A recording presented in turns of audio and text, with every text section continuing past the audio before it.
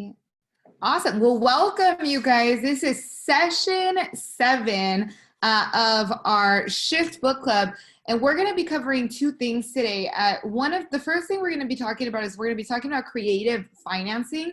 And then we're going to talk a bit about the different markets of the moments and some of what we're anticipating from an economic perspective, what some of those markets are going to be and how this is going to affect some of the specialty markets.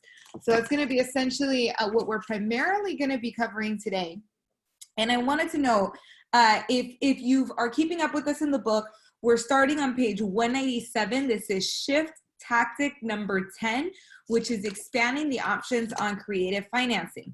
And he starts it off with a quote that says, "Money talks and often says goodbye," right? He starts it off with that quote. And in reality, what he's talking about here is that when it comes to the real estate industry, what truly drives our industry, what drives whether there's going to be a transaction occurring, is affordability, right? Affordability is the biggest element that drives us forward. It's the juice that makes the market go or stop. When affordability is up, the market goes up, right? Because more people have the ability to make a purchase. When it's down, the market goes down. So when we want to look at any type of market, we always want to look at how affordability, what the affordability is, if we have a high affordability or low affordability. Now, we've known that in recent times, affordability has actually been an issue even within our market, right, prior to the pandemic. And why do we know that? Well, that's part of why the government had started doing certain things to try to increase affordability. So they offered, different credits. They put the ADU program in place. Why? Because we needed to increase the amount of housing that could potentially be available. They've offered credits for those that are building affordable housing units. They have offered credits for those that, let's say, not just are building affordable housing units, but also offering credits to those that, are building in commuter-friendly areas, right? And so we've seen a lot of that happen. And now that we're faced with the pandemic, affordability is going to be one of the issues that we're facing, right? When it comes to the buyers. So we are having buyers that don't necessarily qualify anymore because some of the regulations have tightened up, or there's certain programs that have been completely taken off the table, right? So before the pandemic, we were talking about the 1099 program, right? Being able to qualify on the basis of a 1099 for our independent contractors. Before the pandemic, we had individuals that were able to buy with maybe a credit score that wasn't necessarily as high as it is now. And yet now we know that in most cases, what is essentially being looked for is something that, is at 660. Now there's a few limited programs that are available that's for a credit score that's a little bit less than that. And yet that's kind of the new standard, right? The new standard. And that wasn't the case a month ago, 2 months ago. So we definitely right now, we're kind of engaged in a game of how can we make this deal work from an affordability component. And I'll show you, I'll talk a little bit about how that shows up. So that shows up in the pendings where a buyer all of a sudden, where they were in the process, they had their pre-approval letter, and based on the new regulations, the bank says, hey, we can no longer approve you based on the credit score you have, right? That's how the affordability issues show up. And so right now, we're kind of in a situation where we need to get very creative when it comes to the financing. And I'll note, creative financing sometimes gets a bad rap. What I want you guys to really think of creative financing as is it's a term to describe creative ways to resolve the affordability issue. That's what creative financing is meant to do, right? It's meant to be a resolution for the affordability challenges that we face. Now, sometimes a buyer will easily fall into the standard guidelines of traditional home financing, and yet sometimes they don't. So when we talk creative financing, and we'll go into a little bit more of what that looks like, there's 3 things that we need to have a conversation around. And he talks about this on page 189. Gary says, to make creative financing work, you will do 3 things. First, you'll have to be clear about what buyers, sellers, and lenders want, specifically what each individually wants, and generally what each of them always want. Second, you'll want to be well-versed on what each of them can do creatively to put a sale together. Each one has a time-proven list of options they can consider to make the sale work. And last, you'll need to be creative in making all of this work at one time. Creative financing is then a combination of knowledge and skill. One of the things that I want to be really clear on here, when we talk about creative financing, when we're in an up market, when we're in a stable market, creative financing is not going to be as prevalent. What do I mean by that?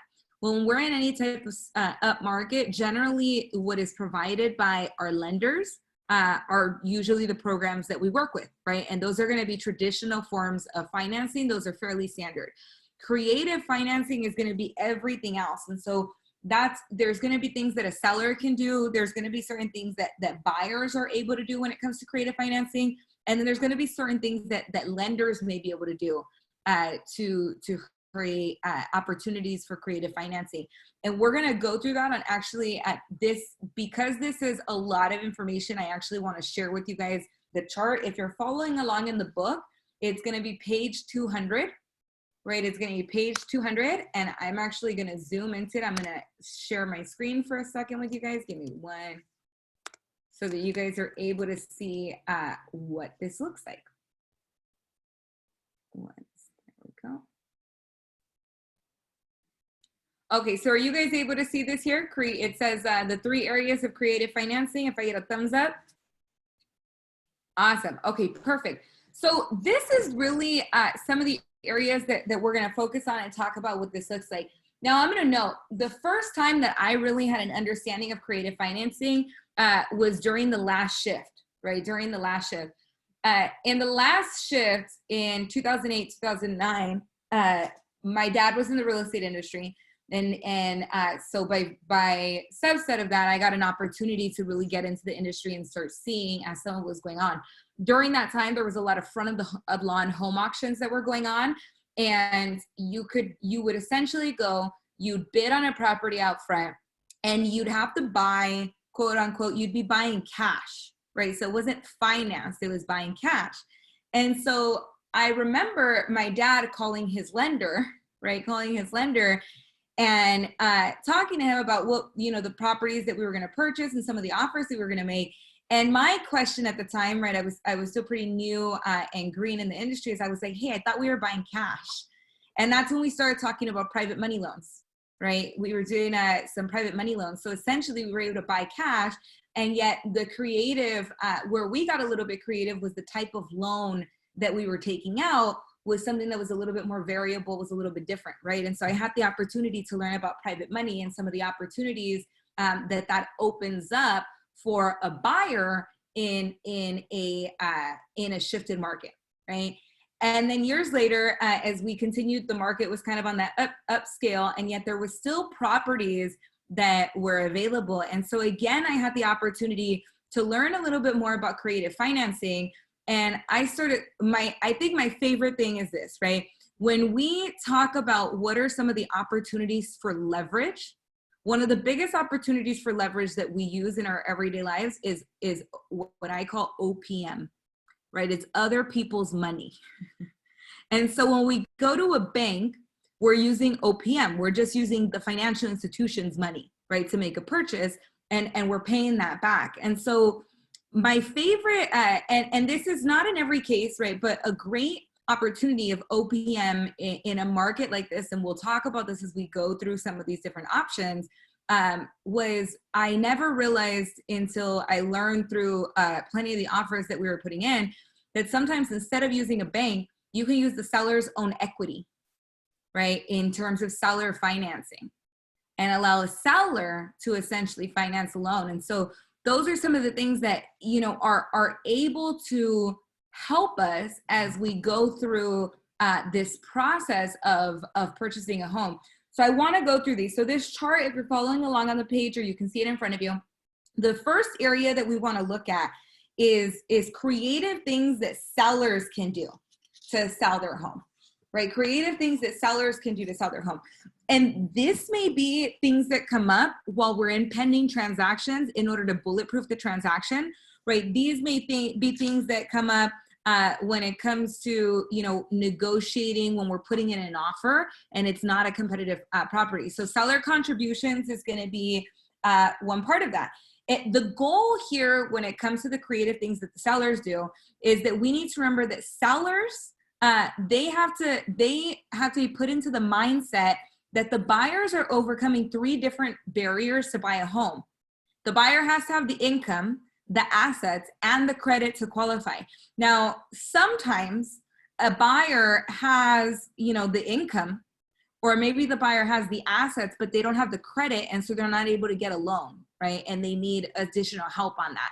Or sometimes, you know, they have great credit and they have great income, but they don't have the right assets. And so for whatever reason, they're having to look into things that are a little bit different. So seller contributions is what we generally talk about when it comes to seller concessions, right? When it comes to seller concessions, this is the seller that maybe contributes with a closing cost credit, right? This might be the seller that's contributing a closing cost credit. This might be the seller that is contributing, you know, funds at the end to buy down the rate, right? To help buy down the rate for the buyer. So there's a lot of things that we could do when it comes to things around a seller concession, right? A seller concession. You've also got seller funded permanent or temporary buy downs. That has to do with buying the rates. Right, that has to do with buying down the rates in order for the buyer to get the rate that they qualify for. So I'm not sure who it was that was telling me about this, but there was a transaction that happened recently where the transaction was pended, and when the stock rates dropped, right, when the stock rates dropped, the interest rates actually went up, right? And what we saw is that a lot of financial institutions, they raised their interest rates because they had such a high influx of individuals that were looking to refinance that they raised the rates to dissuade some people and to kind of slow down that influx. And when that happened, there was a couple deals that were pending where the rate was not locked yet. And the rate went up. It made the payment unaffordable for the buyer, and the buyer could no longer move forward on the purchase of the home. Right? And the buyer could no longer move forward on the purchase of the home. And so what happened? Well, our agent went talked to the listing agent, you know, who then in turn talked to the seller and ended up getting a buy down, a seller funded buy down of the rate, so that the buyer was able to close on the property. Because at the end of the day, what's going to happen? Well, if that property were to fall out of the market, especially in a market that is a little bit that could be unstable or could be falling, what is the likelihood that they put it back on the market and get the same price, right? Or now here they are 45 days into escrow and they're not wanting to lose the transaction. And so this is just one of the different things that we can do in terms of the seller contributing to the buy down of the rate, right? Then we have owner financing, right? Owner financing. So this generally, you'll see owner financing primarily when the seller is a high equity owner. Usually it's going to be a seller that doesn't have mortgage. If they own their property outright, then there are opportunities that come into play from a seller financing perspective, right? What does this mean? It essentially means that instead of using some type of third party loan, you know, or going to a financial institution, it means the seller is carrying the financing on the equity of the property, right? They're the loan. They're lending the money. They can charge as an interest rate. And again, there's specific criteria when it comes to owner financing. So one of the things that's really important here is you always want to, we're not financial advisors, right? We're real estate agents. And so while we can offer this as an option for the client, you're also not going to necessarily want to advise them so much on how they're going to work this out. They need to be able to speak with their financial advisor and make sure that they're structuring it importantly. There are certain rules to follow, right? Federal rules to follow when it comes to owner financing or seller financing. And yet this could be a really amazing opportunity for somebody that's looking to purchase and maybe has, a high amount of has good assets and yet doesn't qualify for one reason or another, where the seller is able to have the leverage in that they still own the property, right? They're financing the loan, so they're getting cash flow of the property being paid off. And if for any reason they're defaulted, they still have the asset, right? The home itself. So the difference here, when you look at something with seller financing, is essentially you're going to be looking at, this is going to be a little bit different. So seller financing, it's the deed does change hands generally. The only difference here is going to be you have the seller themselves has essentially a lien or a loan on the home. There is a lot of criteria here. I'm not going to really go into all of the criteria, but I do note that this is a great opportunity. I know we use this when we were looking at different investment opportunities, and seller financing can be complicated, but it can also be a really great opportunity to buy with OPM. The next piece is going to be, contract for deed. Contract for deed is going to be very similar to owner financing. The biggest exception or the biggest difference here is that the ownership doesn't change hands until the entire sales price is paid in full, right? Seller second, so it's essentially going to mean that this is similar to, this is another creative financing option, in that generally we have a loan on a particular home. And what we're very used to is if the loan is, $500K, that the loan is going to cover, let's say 97% of the loan to value ratio. And then we have a 3% down payment, right? Now, in some cases, instead of there being just one loan on the property, right? And the same thing, maybe it was a 20% down loan, right? And so the loan is 80% of the transaction and 20% was put down on the property. It doesn't matter what type of loan it was. What we're looking at when we talk about a seller second is that instead of getting a secondary loan on the property from a financial institution, they're getting a secondary loan on the property from the seller, right? That's the only difference here. Lease option and lease purchase. So lease option and lease purchase are going to give someone, this is a creative way to give someone the opportunity to kind of just go in and they'll get, a chance to potentially lease the home with the option to purchase at a later date, right? Or they're going to lease and they're going to pay a higher amount, and a portion of the money is going to go towards the lease itself. A portion of it is going to go to principal. I've done one of these before. It can be a little bit complicated. There's certain things that you want to make sure you're getting to the bottom of before they move forward, and what the seller and the buyer is going to be comfortable with. Part of that, similar to when you do an owner financing situation, when you're looking at what the value of the home is, we don't know if the market is going to change a year from now, right? So if you've got a lease option to buy or a lease option to purchase, and they're leasing it for a year, but they're going to buy it a year from now, or whatever time period that is that the parties agree to.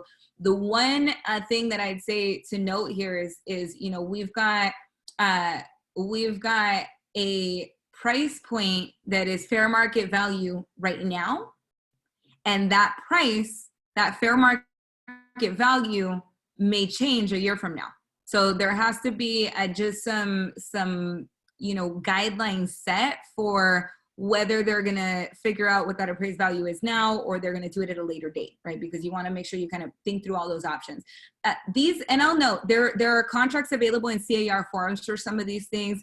I will always recommend that a client also speak with a financial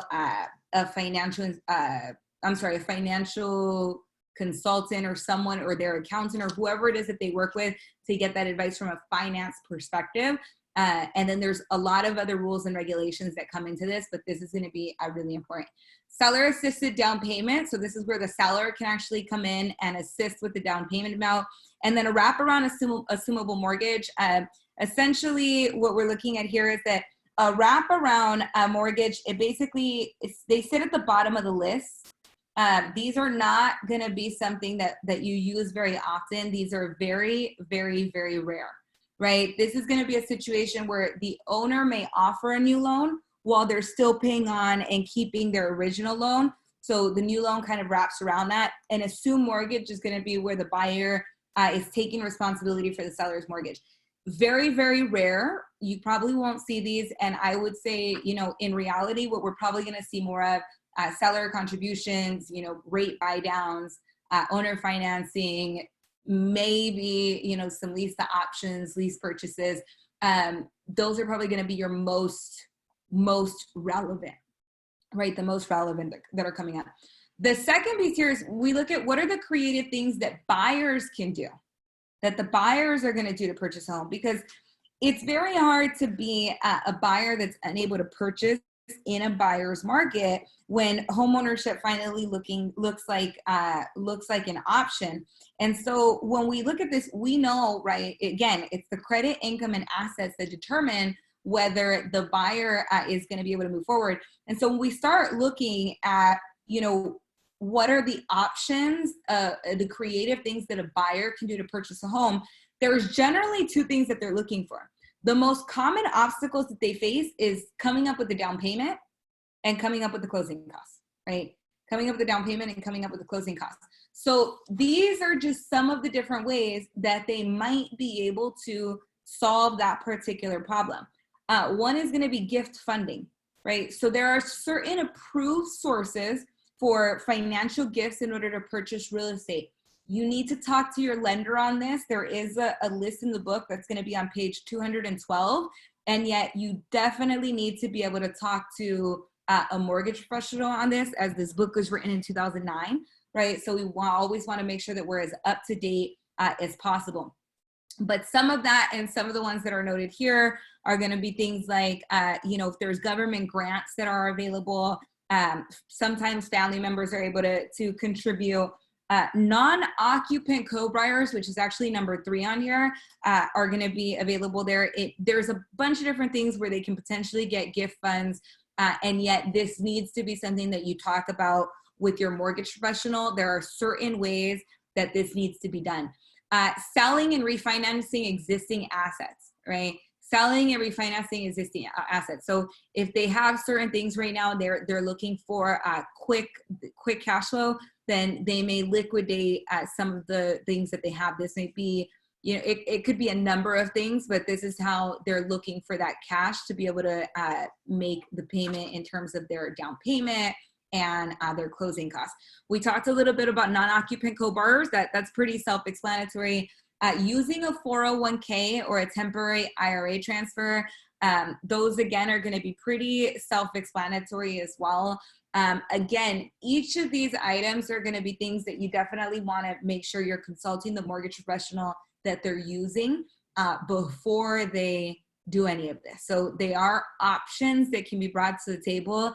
And yet anytime we look at creative things to do where buyers are going to be, you know, taking out a loan, we want to make sure that we are having a conversation with the mortgage professional so everything is done correctly, right? These are just ideas.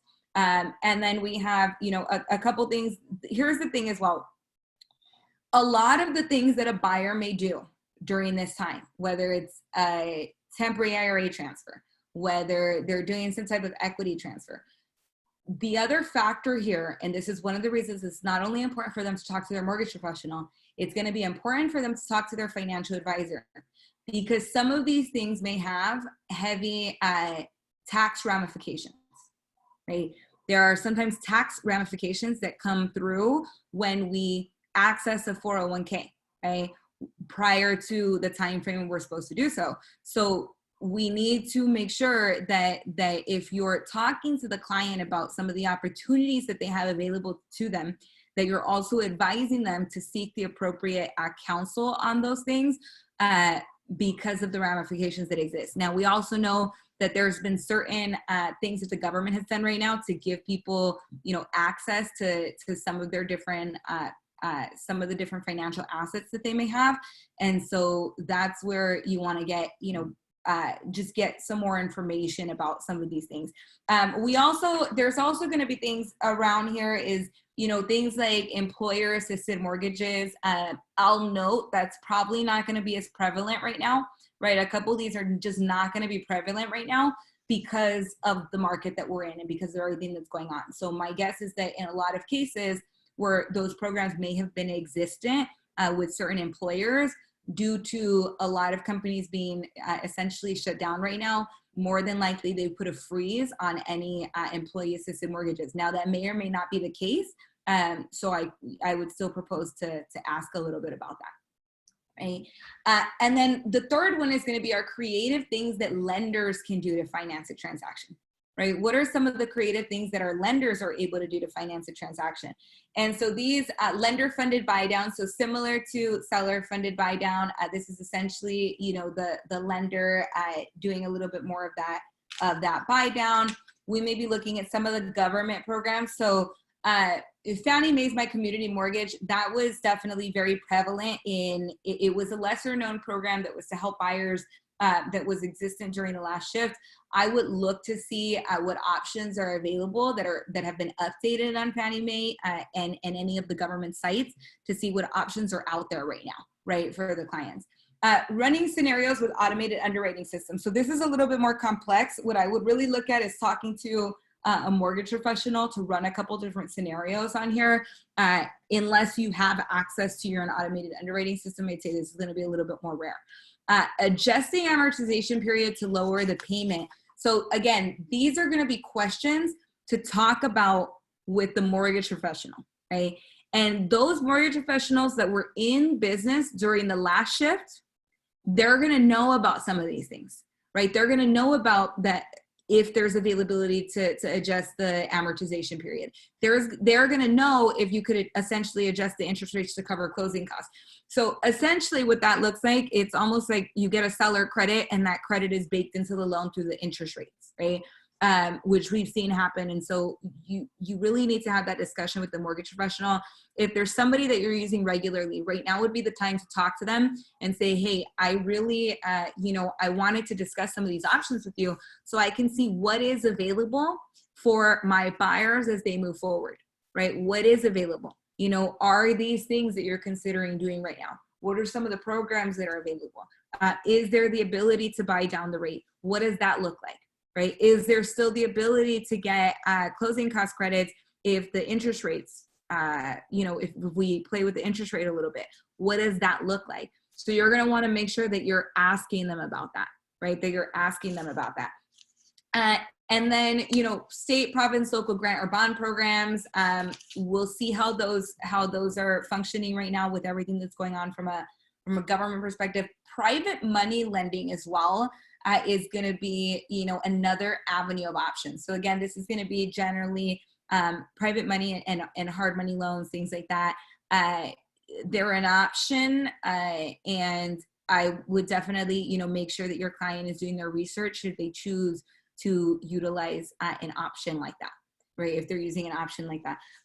A lot of investors will be, will use a lot of those different tools as well.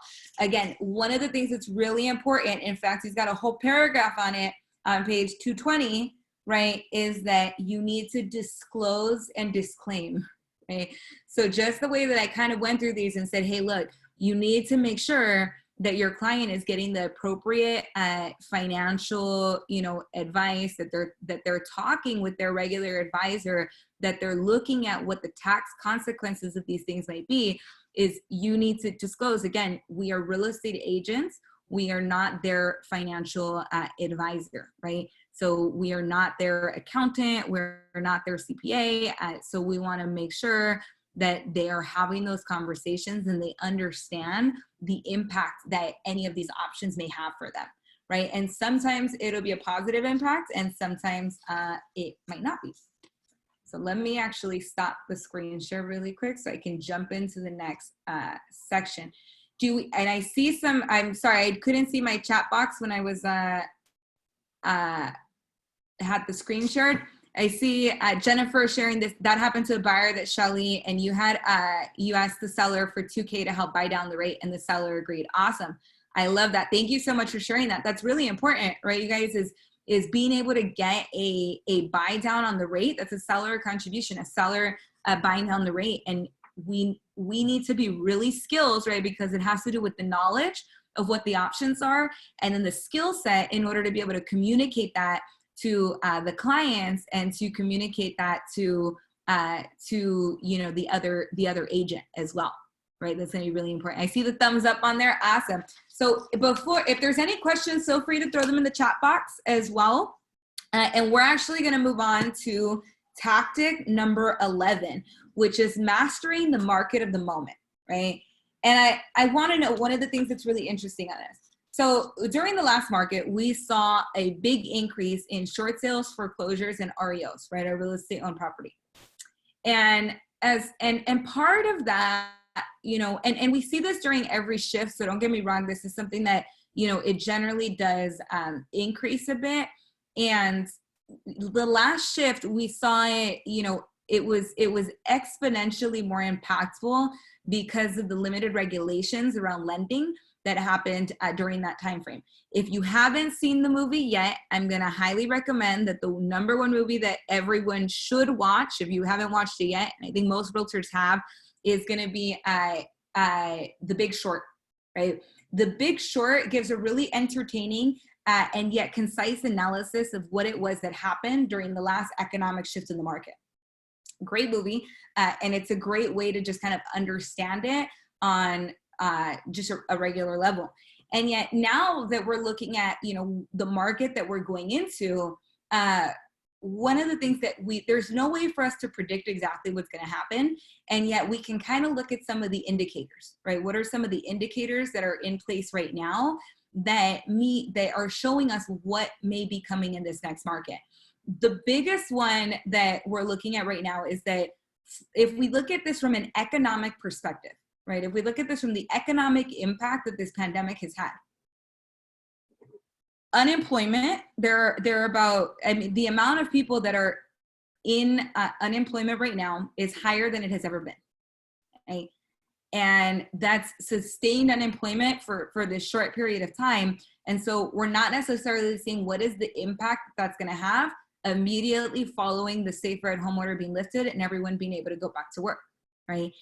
We know that small businesses, when polled, less than 50% of them have reserves to last 90 days. What does that mean? Well, that means that some of the small businesses right now that have been impacted by being shut down during this time, if they don't have the reserves to sustain themselves for 90 days, right, they may not have the ability, unfortunately, to jump back up after, the safer at home order is lifted, because things are not going to go back to normal immediately, right? They're still going to, even when the safer at home order is listed, there's still the impact that's had where there are some people that still don't want to go to, very public places or things like that because of the health concerns that they may have. And so we may see businesses that unfortunately are continuing to suffer, which means that we've got a higher and consistent unemployment rate, which brings to issue the affordability issue, right? That's on one side of it. So that can impact current homeowners that maybe are impacted now and not able to afford the payments that they have. And so what happens is, the other side of this is going to be the action that the financial institutions are taking, right? In most cases, what we're seeing being the prevalent stance that the financial institutions are taking right now is forbearance, right? A mortgage forbearance, which is to say that maybe their payment is deferred 90 days, 120 days, 6 months, whatever that may be for those that are unable to make a mortgage payment right now. And yet that sum is growing and growing and growing. And in 90 days, they owe a lump sum on the property. Or in 120 days, they now own all of these months of rent, plus the new month, not rent, of mortgage, plus the new mortgage that's due, right? So now you have that impact on our homeowner population, right? And then we look at the impact of, okay, what does this have? How does this now impact some of the other markets, right? We'll look at luxury market, right? The luxury market. right? Our luxury market, generally, a lot of times when people are buying luxury, and I don't just mean high-priced homes, right? I also mean recreational, so vacation homes, some of the additional pieces that people are getting. Well, a lot of those that are in a higher, you know, economic income perspective, those that can afford to have those second homes, that can have those high luxury, those are generally the people that also have a lot of money in the stock market. And so we're seeing, and this I heard from a luxury advisor, right? We're seeing that market is getting hit because those people are putting a stop on buying that second home, buying that luxury home, buying that beachfront home, okay? So we're gonna see the impact that has. And then we also have the land and commercial markets, right? So in land, one of the things that's really interesting that they're talking about in land is that in land is a finite commodity. Land is finite, meaning that there's only a specific amount of land and then there's no more, right? Empty land. What I mean is land lots, things like that. And so prices have actually stayed fairly stable with land lots right now. What we're gonna see is they're seeing days on market increase and needing more opportunities for creative financing, right? So that's another market that is gonna be impacted. And then we look at commercial. Well, one of the things that I'm already talking to our commercial agents about is, hey, we need to start looking at what the opportunity is when it comes for individuals that may want to liquidate some of the office space that they have, or own commercial properties as a secondary source, or are not able to collect rents that impacts their cash flow. Now, some of them are in good positions where they have enough cash flow coming in that it's not going to impact the ability to make payments, or they have multiple investments and so they can easily manage that portfolio, right? And in other instances, you've got situations where, look at the office buildings, right? You have people that are not working. Even we have been advising everyone to talk about, you know, getting, you know, rent abatements or things like that with commercial landlords. And then now on the flip side of that, you're going to have commercial landlords that are unable to potentially make their payments, or businesses that go out of business and now they've lost their tenants, right? Or you have, so this is kind of how it impacts, right? And the reason that I bring this up is not to state things that are negative. It's for us to understand when I bring this up, the question that I'm posing here is, what is the opportunity, right? And not in a transactional basis, because I'm big on service before sales, right? And we need to look at what is the opportunity that we have in these markets, right? Well, the opportunity right now is to look at what are some of the ways that I can get ahead of this, right? That I can become knowledgeable about this. What are some of the ways that I might be able to help my clients get through this if they are economically impacted by what's happening right now from the pandemic perspective, right? So this is a time, if you work commercial, reach out to those office owners, right? Reach out to those landlords. Again, every conversation as you start is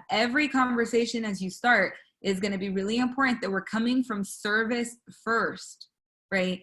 Service first, and then we get into the conversation on the real estate, because they do need that as well. And yet we want to make sure that we're consistently coming from a service perspective. And so I wanted to give you a little bit more insight into what we're seeing and how this is potentially going to impact a couple of the different markets. And yet I want to go into then some of the resources that we have. So on page 225, it talks about the three markets of the moment, right? Number one, short sales. So those individuals or families that are trying to avoid foreclosure. We need to get in front of this now, right? We need to be able to get in front of this now, because when we look at, you know, the impact that this is going to have, right now is the time to talk to your clients about if they can afford to pay their mortgage, then this should be a payment that they're making, right? Is we don't want our clients to lose their homes. We don't want that to happen. That's not something that, you know, we hope for. We know that this is going to be something that picks up, and yet we want to be able to help our clients. So this is the time initially to reach out to your clients and talk to them about some of the expense management tools that they can put into place for their clients. And then we also, you know, it's also being in relationship with them. There may be some clients that at some point in the future, they become so economically impacted that they are not able to move forward with maintaining their home and maintaining their payments. And it will be a lot worse for them to go into foreclosure than it will be to get out when they still have the opportunity to not impact you know, their credit standing, to not have a foreclosure on their record, right? And so these are some of the conversations that we may want to eventually be having with our clients. If they're expressing that they're having financial hardship, give them some advice, but also check in on them, right? Check in on them, because doing short sales is a blessing for the clients that need it, right? It can be a blessing for the clients that need it, and it can also be very emotional. Foreclosures. So this is where we get into, you know, a lot of the bargain hunters, the investors that are seeking to buy value, and yet this another market of the moment, right, is our investors. This is the time that they, you know, if the prices drop and if there's a lot of properties that are out there, then this will be an opportunity for us to get in front of it, right? And I had a client that we would sit and write about 10 offers and send them all out and see what stuck, because he was an investor, you know, wanted to buy different properties and wanted to buy them as a bargain. And so we do a bunch of offers, send it out, and see what hit. And so this is one of the markets that we would look at, right, as well, was that foreclosure market. And then the REOs. So our REOs are going to be those that the financial institutions, when they have an above number of short sales to sell, then we have a higher number of REOs.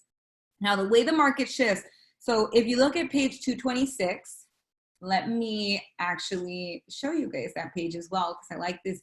I like the charts on this section. And now that I know that I have all these charts in front of me, these make it really help to create a little bit of clarity on here. So I'm gonna pop that up for you guys as well. And you guys should see, you guys see this little wheel of action right here? Okay, let's. Perfect. Okay, so essentially it's a cycle, right? We get less buyers and more sellers, so the average home price falls. Sellers can get upside down. Now, we'll see. I don't necessarily, home prices have stayed pretty stable. So on this piece, you know, this is going to depend. If they have a high, if they still have a high debt ratio on their home and prices fall below that, that's how they get upside down, right? And yet what we will see the increase of, it's not just sellers getting upside down, it's also going to be defaults, right? This is going to be the defaults. And so when this happens, either they need a short sale or defaults, that's where the foreclosure numbers increase. As foreclosure numbers increase, REOs start to hit the market. The average home prices potentially fall further. More potential people may default or go upside down. Foreclosures increase and more REOs hit, right? It becomes a cycle. Now, that's not to say that this cycle is going to be as large as it was in 2008.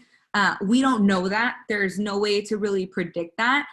We can only look at some of the indicators, but it does create a cycle of activity. And so we just want to make sure that we're prepared for that, and that we are skilled enough to be able to handle our owners, the homeowners that may be in distressed situations, and that we're able to support them through this time. And part of that is going to be giving you the opportunity to actually, you know, get in front of this. If you've got a seller that is going to go into short sale, then there's certain information that you need to have. Now, I'm not going to 100% go into this one piece in complete depth. I'm gonna cover, because I know we're a little bit short on time today, and I want to get through this whole section with you guys. So I am going to give you a couple pages that I want you guys to tag so that you can review it as well. The first one is that is going to be page 229, right? 229. So when we start going into the short sale process, there's a process that has to be followed, right? If you're representing a client and you're working to represent them on that sale of their home and they're upside down, then there's certain things that need to be done. You need to have authorization to speak on behalf and negotiate on their behalf with the financial institution. And then there's certain things that when you do start taking offers and presenting offers on that case, there's a certain process that you need to go through in order to do that. So we aren't going to go that fully in depth. That would take a complete other class. And yet I want to know on page 229, you have what to include in your letter of authorization, right? What to include in your letter of authorization. And it's going to give you a breakdown of what that would look like, right? It's going to give you the breakdown of what that would look like. And then the second thing that you're going to have on here is once on page 231 is going to be the hardship letter and documentation. So this is essentially that next step. Once you're authorized to have the conversation, this is how we start it, right? This is how we start that process. From there, there is going to be a little bit that is showing you some of the short sale guidelines. I'll note again, the book was written in 2009, so make sure to get some of the updated information. And there's going to be, some steps that you want to take in here that are outlined on page 232. That is all during stage 1, right? Which is the short sale stage. Now, once we get into foreclosure, that's going to be a little bit different, right? The opportunity shifts when we get into foreclosure. That's generally going to be a little bit more of an opportunity with your seasoned investors, right? That's going to be more of an opportunity with your seasoned investors specifically. And then when we get into stage 3, that's going to be the REO opportunity. Now, there's 2 opportunities that come up when we get into an REO market. The one is REO seller representative, which is a listing agent marketing their services directly to the financial institutions that need to sell REO properties. There's also some guide in here on that piece as well. And then there's the REO buyer representative. So this is, you as a buyer's agent marketing your services specifically to the REO sellers because you're able to handle the buyer leads from those properties. So there are 2 opportunities that come into play here. And you really need to look at if this is a market as what I would really look at is this. You want to get as educated as possible on a couple of these different items. Specifically right now, the immediate ones, the potential for short sales and default properties, right? Default is still a standard sale unless they're upside down. A default is still a standard sale unless they're upside down.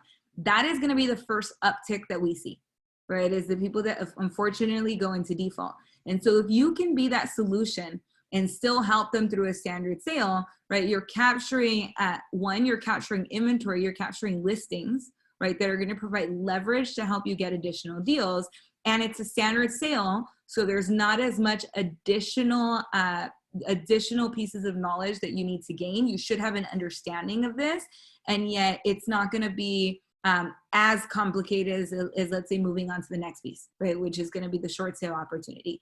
And yet I also recommend that you do get some insight and some knowledge on the short sale piece as well, right? Because that'll be that next piece that we go into for those that are defaulted and yet are also upside down when it comes to their equity, right? When it comes to their equity.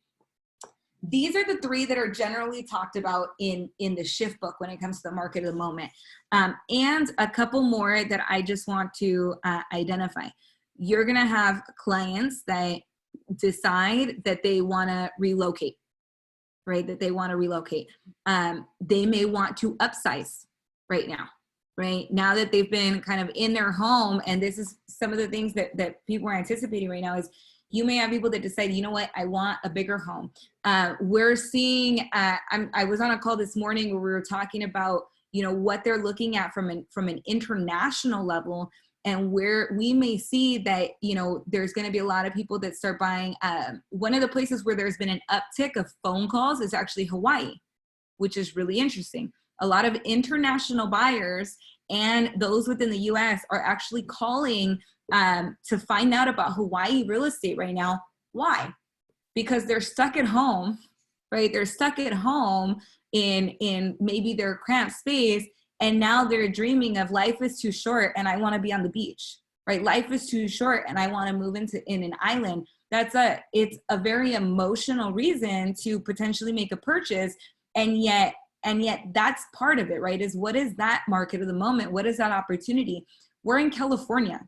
California is beautiful weather. We may have an influx, we'll see, right, from places that want to be in California because of the weather, because of how California is as a result of this, right, from an emotional perspective.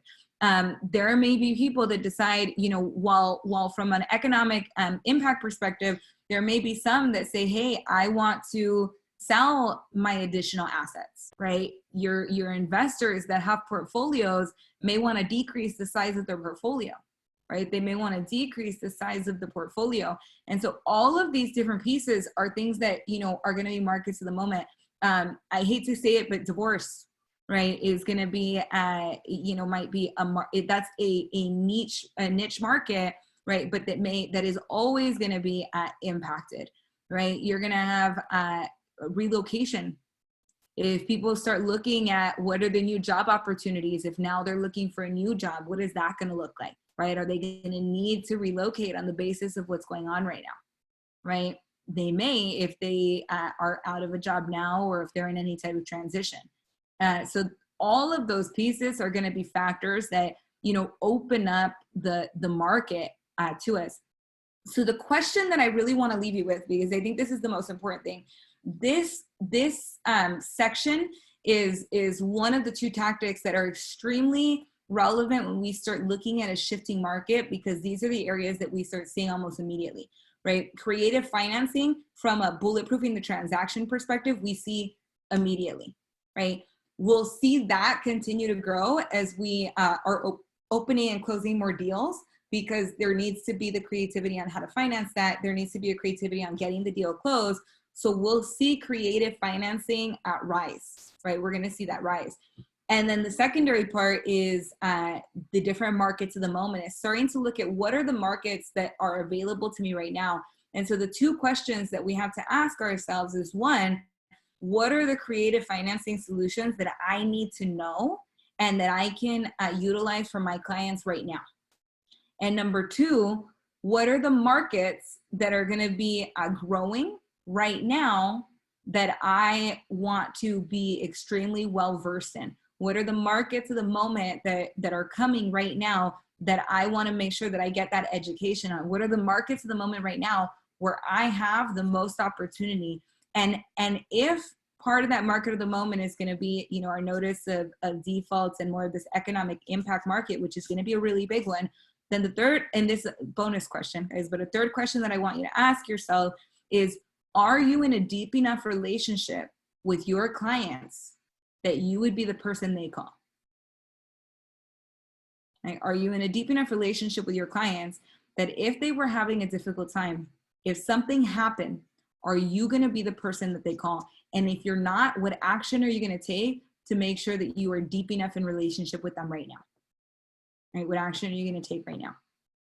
So with that, if there's any questions, I think I answered all the ones that came up in the chat.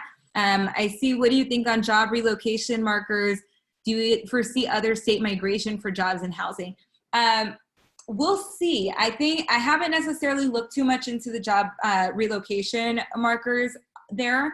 And yet, because we're seeing people lose their jobs, you know, these type of changes happening, we probably won't see some of the indicators on this for a little while.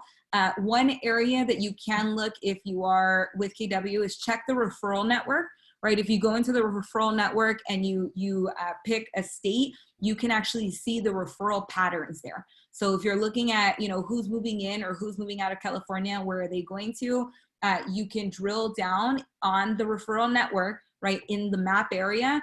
Make sure, I don't have the step-by-step on this in front of me, but there's a piece that you can select where you can see the migration patterns of referrals that are going from California out to other states. Where are they going? Or with any state, right? You could do this for any state. And then the secondary is, where is that going? Where is that going? Where are they moving to, and where are they coming in from? Right? So if you want to do any targeting on that, then that's going to be an opportunity for you to look at that. Right? I hope that answers that question. And if there's not any other questions, Nope, I think everything else, it looks like we answered on financing. Awesome. Well, thank you guys so much. You have an absolutely phenomenal rest of your Thursday. And I look forward to talking with you guys soon. One note, so book club will not happen next Tuesday because we have our team meeting. If anybody is not in our regular team meeting and wants to be on it, we're going to have the government affairs director for our association on to give some updates about what's going on. We have a big guest speaker that's going to be coming in on Zoom on Monday as well, so I'll make sure to share that out. He talks about how to use a database of 500 to have a massive business. So I'm really excited to have him on as well. And then we will resume book club next Thursday. All right, so I will see you guys there. Oh, and the pages, sorry about that. And the pages we're going to be covering, we'll be covering session 8, which is tactic 12. That's bulletproofing the transaction. That's going to be pages 241 to 270, right? 241 to 270. We'll be going through the 6 bulletproofing the transaction issues and 2 timeless bulletproofing strategies. So I look forward to seeing you then. You guys have an absolute phenomenal rest of your day. And if there's any questions, as always, feel free to reach out to me. Thank you as well.